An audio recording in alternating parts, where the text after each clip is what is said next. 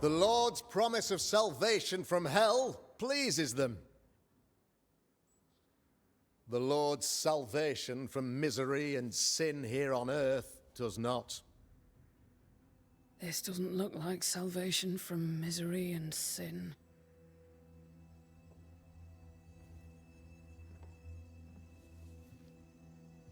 The wicked pray for deliverance from the fires of hell, while piling the kindling high. They proclaim their love for their Lord, yet, in His name, they serve themselves. Their self-regard crumbles in the light of their hateful iniquities. So true. Mr. McCraith, my friend, I'm so glad you agree. Now, the wicked man never questions... I have your answers. What? Yes, good. Perhaps we should discuss this privately, if you'll give me just a moment. It's quite the story. You might not wish to hear it. Neither may the good people here. Please, this is not the time. We want to hear the story. Let the Banishers speak. Tell them, Red. Tell them good. Aye. It is a story that starts with a question. A question for you, Governor. And maybe for all the good people of New Eden. If I give you a witch, will you do what you did to Deborah Comenius? Comenius, say you? The school teacher walked with the devil and paid the appropriate price. That's the beginning of the history and also its end. Is it, though? I've learned much about Deborah Comenius and what happened to her, and it tells a very different tale.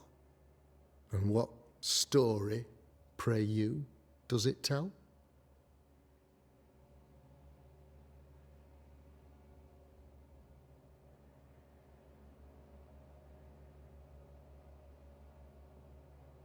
It tells the story of a man, a latter-day King Solomon. When plague struck his subjects, they turned to him for guidance and protection, for they were God-fearing folk, and he was a godly king. The king's captain walled the sick away, but the plague spread on. The people grumbled. The king thought he might fall. He needed a sacrificial lamb. You lose the run of your tongue, Mr. McCraith, and of the head to which it's fixed. There was no lamb. There was a trial, fair and lawful.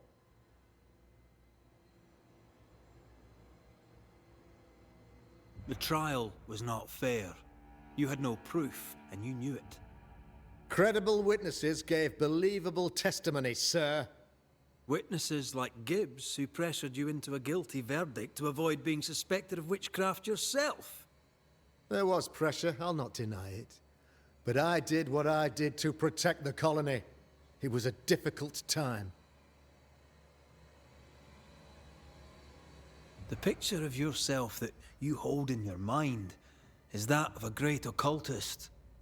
To repel the devil, the wise and fearless man must learn the Black Spy's tricks.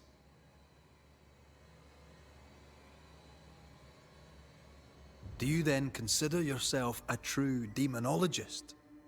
In order that a war be just, 3 things are necessary. Firstly, the authority of the sovereign. Secondly, a just cause. Thirdly, a rightful intention. Aye, the Summa Theologiae of St. Thomas Aquinas, a classic quote from which you have conveniently omitted an important detail. To wit, a just cause is required, namely that those who are attacked should be attacked because they deserve it on account of some fault. Have you ever wondered what lies beyond the veil, past the hem, beyond the invisible? Have you ever heard of the Araloo? What gibberish is this? No? Your good friend Etienne Roulet did not, it seems, deign you worthy of his secrets. Never mind.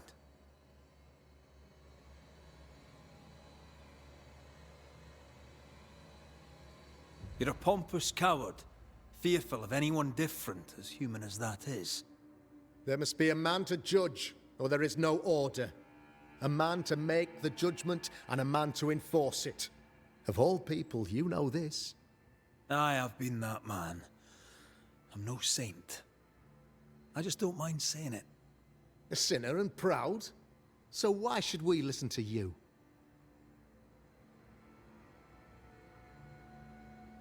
What do you really want, Governor? I wish only to serve. I am the trusted servant of the good people of New Eden.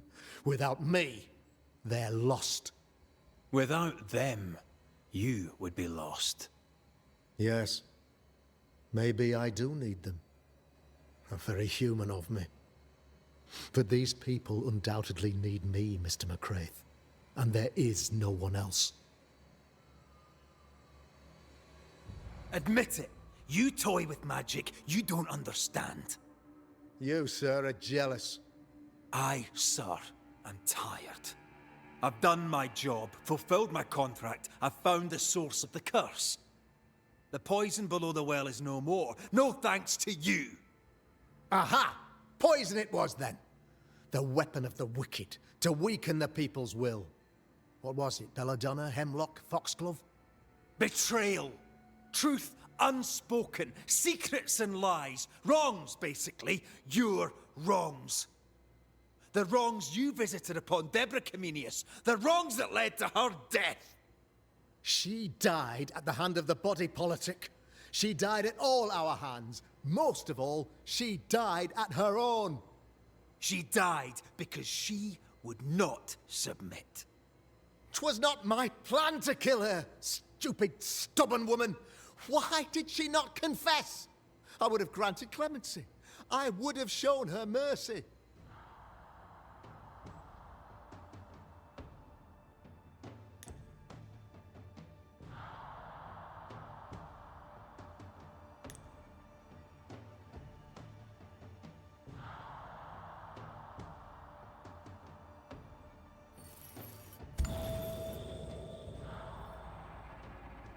You had the power to stop the madness, but instead you chose to let it run all the way to its barbaric conclusion. You brought the curse down on New Eden. Then you called we Banishers in to fix your mistake. You boast of your knowledge of demons and spirits, but in truth, you master nothing. You're a peacock. All show and no meat. I'm not here today to bring justice. But this man, your governor, brought death to your doors. No. He deserves blaming.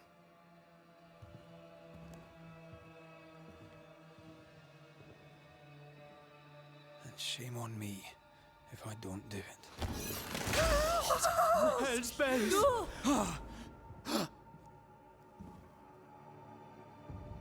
Friends, have I ever not served the interests of our community?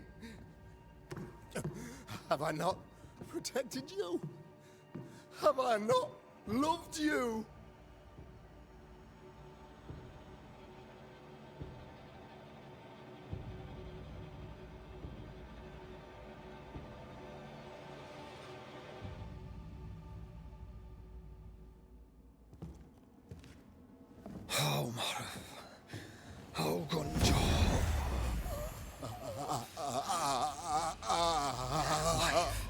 To the living. Death to the dead.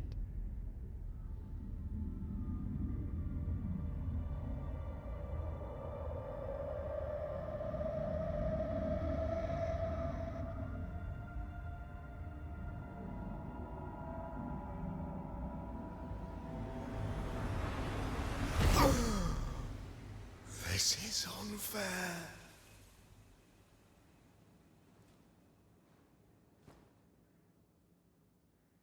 Is the evil gone for good? Far from it. Then Who will protect us?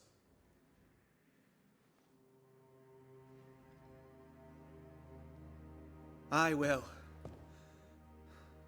While Mr. McCraith fights the curse of New Eden,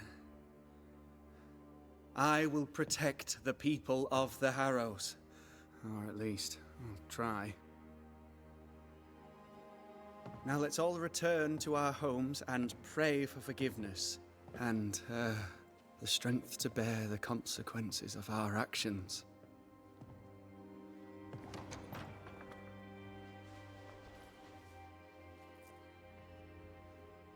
Your fee. One of the many debts my father left me.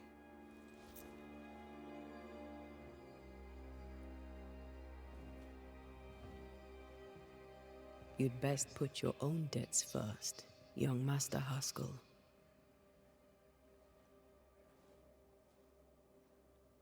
Don't I know it?